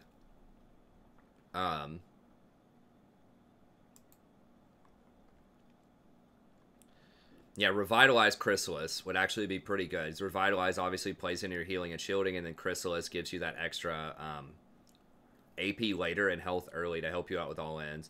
I don't know about Ulti Hat. I mean, Mana Flow isn't as necessary on her because her mana costs are so low. So maybe Ulti Hat is worth a glance. And then you just go 2 to 3 points of Starcaller in lane and just harass the crap out of him. So she can be really, really good. And I mean, it is a tax on the AD carry to have to spend 800 gold to buy Executioners early. That does slow down their build, you know, so that they can't get to their major items fast enough. So especially on champions that aren't that great early, that really have to buy like Infinity Edge plus Static Shiv and things like that, like on a Caitlyn or something, that could be pretty devastating to have to spend that 800 gold early. So she definitely has a lot more power than she used to. Now she is still susceptible to assassins. She's best if you have tanks on your team. All of those kind of things I've talked about Soraka before, but she is very oppressive in lane. She's very strong. She's very good against other enchanters. You know, Nami, really good against Nami because, you know what, you're probably not going to harass through her, and she's going to outscale you late game. Same thing with Lulu in some cases. It depends. If Lulu's with a Cog or a Varus, she's going to outscale the Soraka because, you know, she can put Whimsy on the Cog or the Varus, but she's a pretty good matchup against a lot of these other kinds of enchanter early game champs.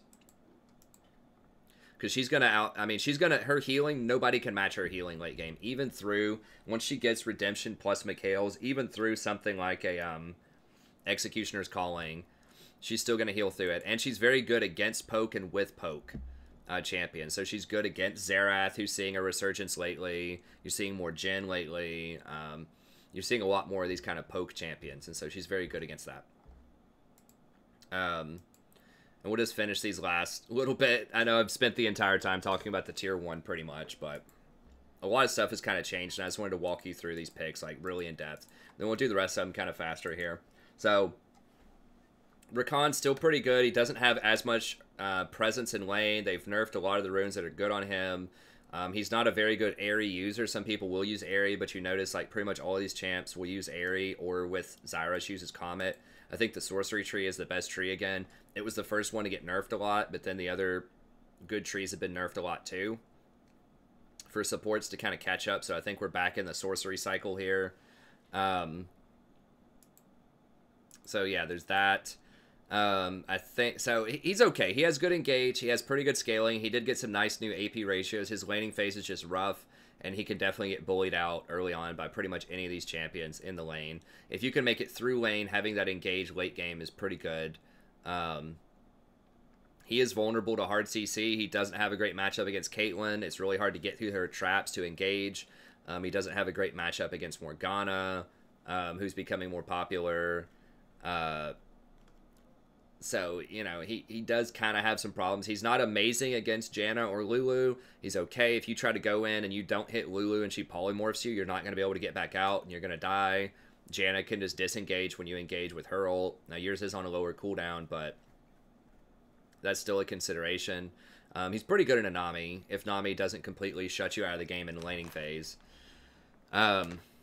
So he's okay. I mean, he can still work, but they nerfed his interaction with Zyra by a ton, so he's not nearly as strong and oppressive early game as he was with her. So I like him. He's fun. I just feel like the early game meta is really strong right now, and he can have a problem with that, but I'll still have him ranked extremely high right here, you know? So keep that in mind. He's the highest tier 2 champ. Number 6 overall. Morgana, pretty good. She's getting more popularity. Kind of similar to Rakan. She's not great early game. If you land your binds, that's great, but if you don't land your binds, then you're pretty much worthless. You just put W on the ground and maybe just tickle people a little bit. Does virtually nothing. She can get harassed out later.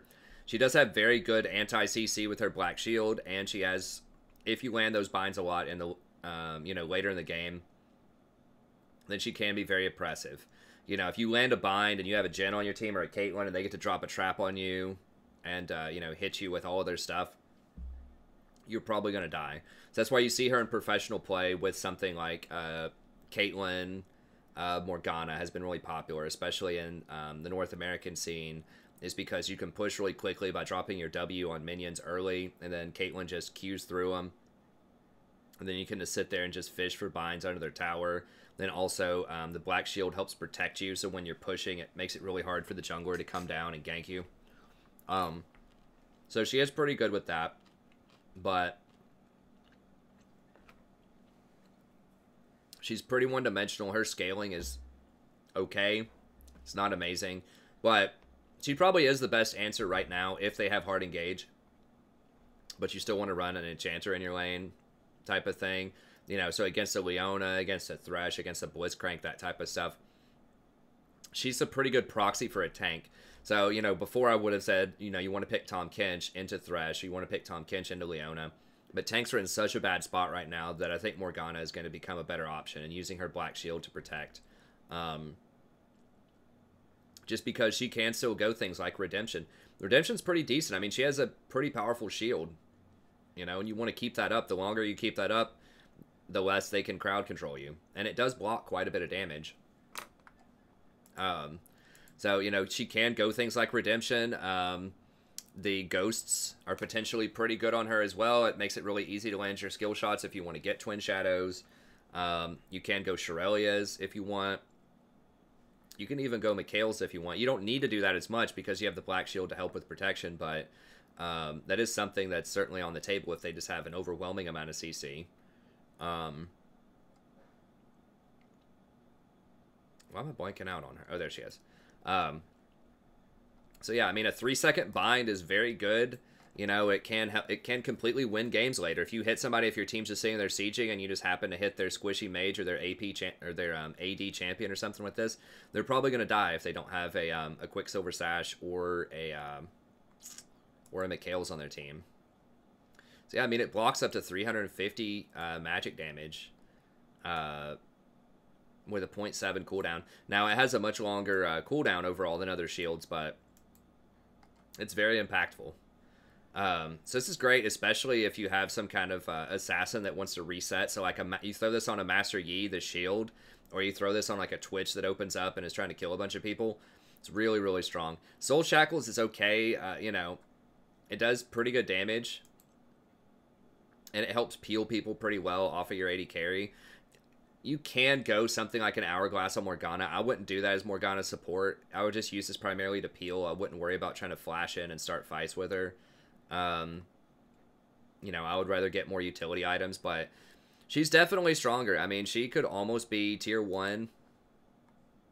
Her win rate's a little bit lower, but you know, I think that she's good. I think that she's good. I just think that sort of these overall enchanters are a bit better. So she would be my niche like pick. That's kind of the Tahm Kench replacement. Sona, really strong. Like, the problem with Sona compared to some of these other enchanters is that she has to get Tear of the Goddess, which is a 750 gold tax. All these other champions have much better mana management than she does. And she is a lot more vulnerable than they are. The only thing that she has for protection is her ult, which is on a really long cooldown. So she's much more susceptible to ganks. Well, with the exception of Soraka. Soraka is pretty susceptible too. But at least Soraka, if she hits her Qs, it slows down the enemy and speeds her up so she can run away. So she's okay. I just feel like these trio right here, they just have more utility and they're just going to be a lot safer. But Sona definitely can be pretty strong. It's just her mana costs are just massive early on. And I think she's going to get bullied out early on by pretty much any of these because her mana costs are just too high to keep up. But she does have pretty nice scaling later into the game. So I think Sona is making a comeback. You know, if you get your tier and then you get your Ardent Sensor, you get your Redemption, then I think you can, you know, start to become pretty relevant. But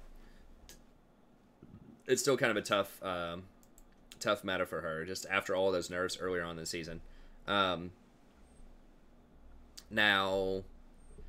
Alistar is the tank that I have the highest right now. He still has nice engage.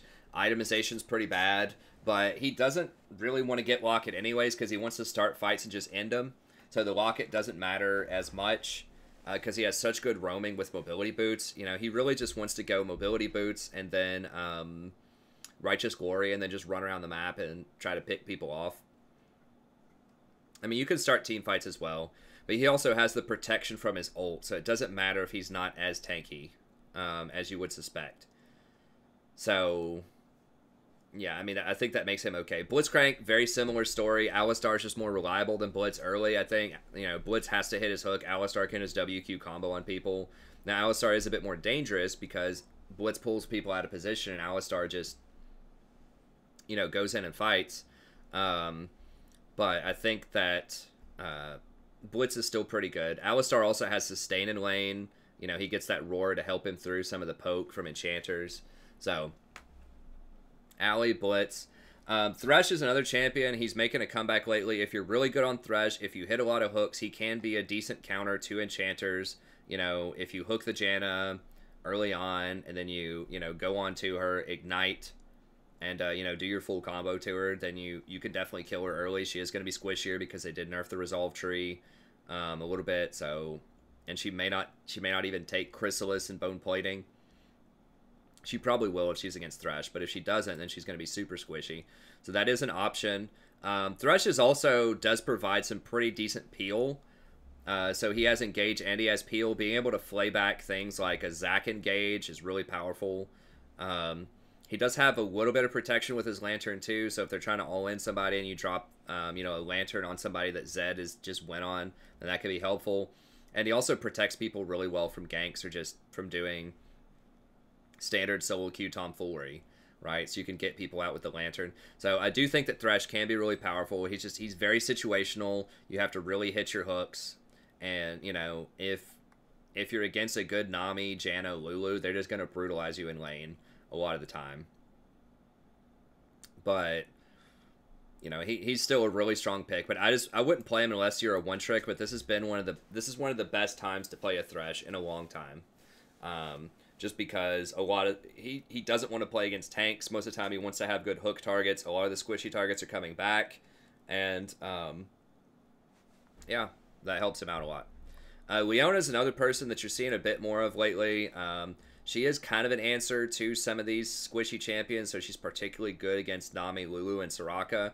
Janna can get away from her engage with Janna's Tornado. So Janna's a bit of a tougher cookie, but, like, these people were all pretty susceptible to Leona. And I actually kind of like this press the attack Leona. I played against that a while ago. Now, I hadn't even thought about this until just now, but like with the precision tree, you could actually go Presence of Mind on Leona. Now, your ult doesn't have a very long cooldown to begin with, but this would give you even more ults if you get kills off of it. So that could be better than Triumph. I mean, Triumph is pretty good too, but...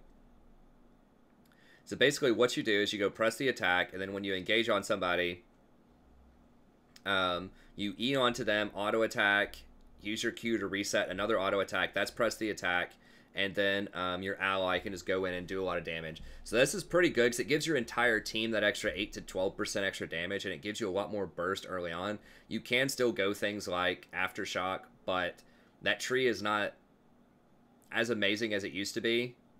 Especially if you're going for kills, something like Press the Attack and Coup de Grace is going to be very helpful. Alacrity's actually not terrible entirely because that's going to allow you to land your Q faster. And I think they changed her around a while ago where it's like, isn't it like when you ult, your auto attack gets extra damage or something? They did something goofy like that with her, like, last year. Yeah, you do bonus magic damage. Hitting enemies. Does this. Casting Solar Flare, her next basic attacks with incandescents, giving them 100 bonus range and allowing them to deal extra damage. Yeah, so having that attack speed is nice because you get this extra on-hit damage. So yeah, I mean, she was nerfed a lot earlier on in the season, but she can put down a lot of damage early on. So I think going precision as your primary, and then, you know, secondary, you could go resolve and get something like bone plating plus conditioning or second wind, and that would be a pretty good move. Aftershock is still, like, it's okay, but it's not as good as it was. I think the press the attack version of Leona could actually be a decent solution to some of these, especially like Nami, Lulu, and Soraka. If you're playing against any of those, that could be a decent option. Bard is okay. I get requests for Bard all the time. It is nice that you're facing squishier champions now and non-engaged tanks. You know, you do have the electrocute. You can run around with mobility boots, collect the souls. I mean, he's a lot of fun. He does have some decent utility with his ult. I just feel like most of the time he's just going to get busted up by Nami, Lulu, Janna. He's going to get outscaled. He only has 500 attack range, which is a really big deal. So he's all right. I mean, if you're really good on Bard, if you hit those really clutch ults, if you hit a lot of binds with your Q, you can definitely win with him. I just feel like, you know, it's a bit harder, and statistically as well, you know, he's just going to kind of be middling. Now, stats aren't everything. Obviously, I just recommended Leona. I recommended Thresh. They're lower as well. He's just really hard to play, and I just don't think the payoff is enough to propel him over some of those other top-tier champions. But if you enjoy playing him, this is one of the better times to play him because we are kind of in an early game-centric meta. And that he doesn't use Aerie and Scorch. He does use Electrocute. I mean, you could use Aerie and Scorch if you wanted to. But he's all right. He's all right. I think there are probably better choices, but he's fun. He's interesting. If you like him, you can definitely win with him. Brand, I don't like Brand as much as Zyra. I tried him last night. He uses a lot more mana. It's a lot harder to land your harass in lane. He does a lot less damage to single targets.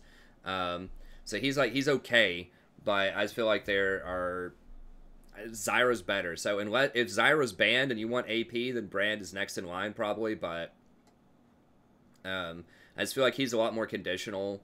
Just overall a weaker pick. I mean, he gets a lot better at lower elos, so, you know, at silver and bronze, he's a lot stronger.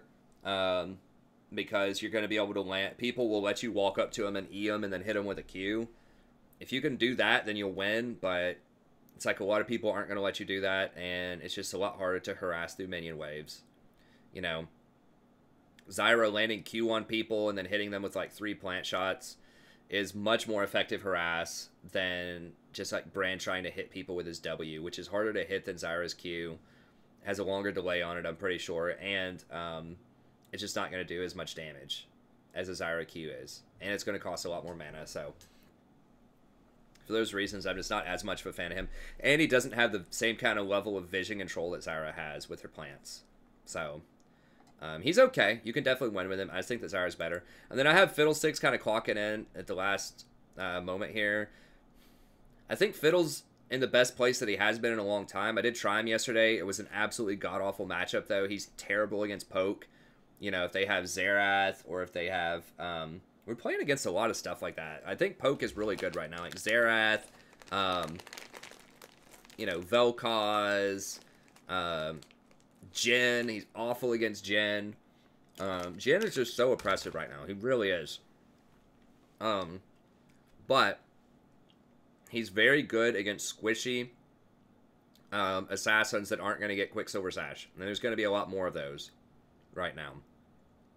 So he's great against Echo. Pretty good against Fizz. Fizz can still delete him if he gets a hold of him. But he's like alright against Fizz. Alright against Zed. because that fear just completely crushes people in the mid game. And if you get ahead, if you get the really good vision control, then being able to ult into people is extremely powerful. And he does have the option now of going something like a Twin Shadows or going something like a Shurelya's. You can get Hourglass on him as well, which is pretty strong. So I think it's a decent meta for Fiddle. Once again, in lane, he's going to get busted up by these people. Probably. But he does have a pretty strong game against Assassins later, and he does an absolute, just massive amount of damage with his ultimate and his drain, so he's okay, but that's why he's down here kind of near the bottom. Alright, and that's going to be it. I'm not going to go over the rest of these. It's just way too long of a video at this point. But pretty much, like, Veigar, Vel'Koz, both pretty good AP champs. Malphite is one that I want to mention just really quickly. I did try him on stream a couple of times last night. He was okay. Watch my patch notes. I talk about this more in depth for like 20 or 30 minutes about Malphite.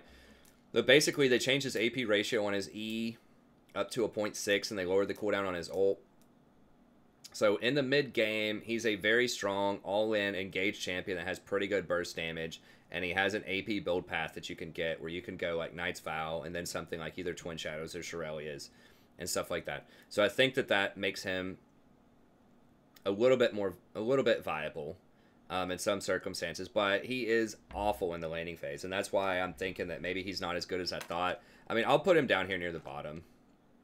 Because he does have an awful laning phase. Like, his mid game is okay, but, like, his Q just feels absolutely, his Q just feels absolutely ridiculous. It's super close range, has a huge mana cost, it doesn't do that much damage. So, you know, he just gets completely dumpstered in lane. But he is pretty good if you get outside the laning phase. Now, Tahm Kench, Braum, and Taric, these will be the champions people will sort of scratch their head at the most. These peelers just feel so bad right now. Their itemization is just so god-awful. They just get completely abused in lane. It's just really hard to make them work, and it requires a lot of team coordination to use those in solo queue. It's just, it's not a good meta for them at all. Especially that Locket nerf just hurts them more than almost anybody else. So can you win with these champs? Absolutely. I mean, it's possible that Taric deserves to be in tier 2 over someone like Fiddlesticks or Brand. Actually, I'll sneak Taric in, because I can kind of see, because Taric can build Enchanter-like, and he can still be pretty good in team fights. So I'll sneak him in over Fiddle, and then I'll move Fiddle down 1. I just can't really in good conscience put Taric in tier 3, because he is still pretty strong. Statistically, he's pretty good.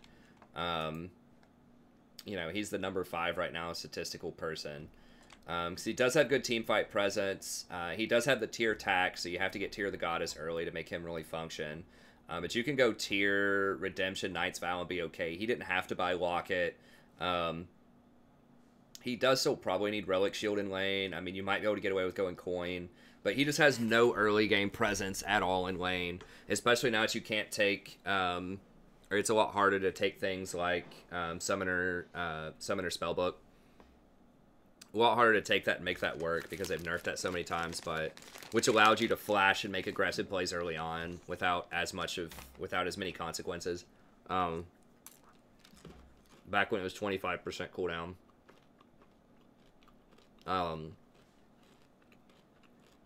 So he's all right.